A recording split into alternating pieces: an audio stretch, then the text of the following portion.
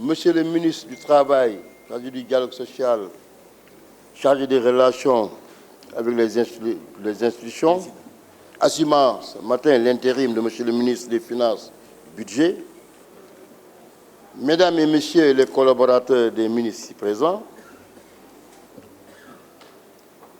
chers ministres de la Justice, garde des Sceaux, nous vous exprimons notre satisfaction pour les réponses apportées aux différentes questions des collègues députés. Permettez que mon attention soit été particulièrement retenue par la déclinaison des orientations stratégiques gravitant autour des différents points, comme la célérité dans le traitement des dossiers. Sur ce point,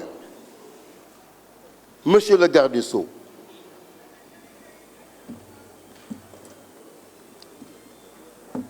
je voudrais bien juste quand même faire un rappel de dispositions de notre Constitution, notamment l'article 7 de la Constitution,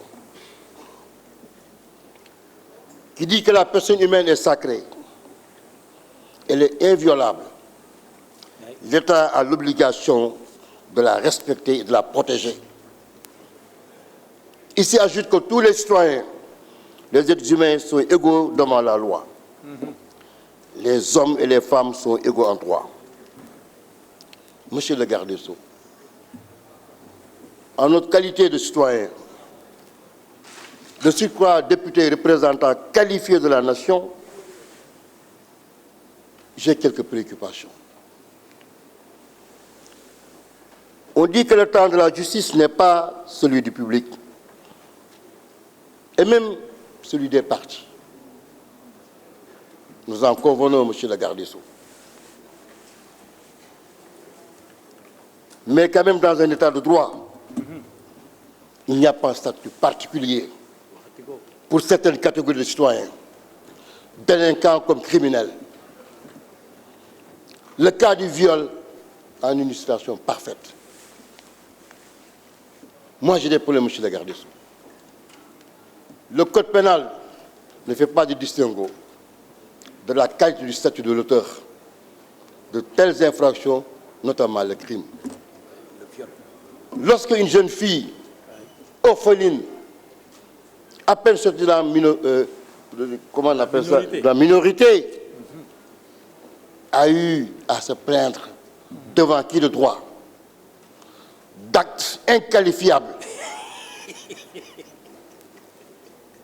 Même les livres quand même vraiment licenciés des Camastra et consorts sont dépassés au regard des faits qui ont été décrits. Viol répété, acte qu'on note de la sodomie, menace de mort, et que depuis ce jour, comme la guerre de Troie, peut-être certainement, le Sénégal a été mis sans solution. Les événements de février, les événements de mars. On a parlé de flagrant délit continu à l'époque, de crimes, mais je crois qu'aujourd'hui, c'est cette spirale qui fait son bonhomme de chemin.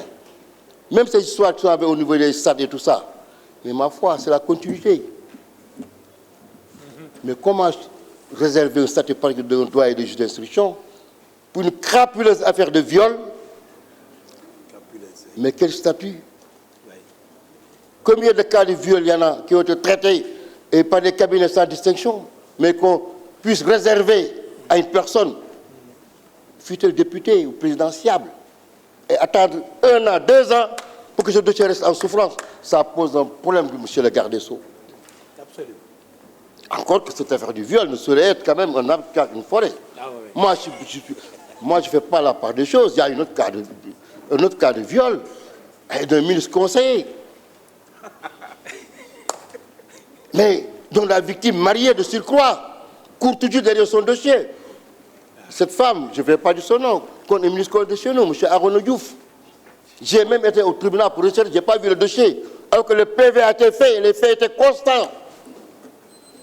Ça pose des problèmes, monsieur le garde des Sceaux. Je vous remercie, chers collègues. Je vous remercie. Il faut qu'ils réfléchissent. Je vous remercie. Il n'y a pas de violeur de premier degré. Votre temps est épuisé. Honorable collègue, votre temps est épuisé, s'il vous plaît.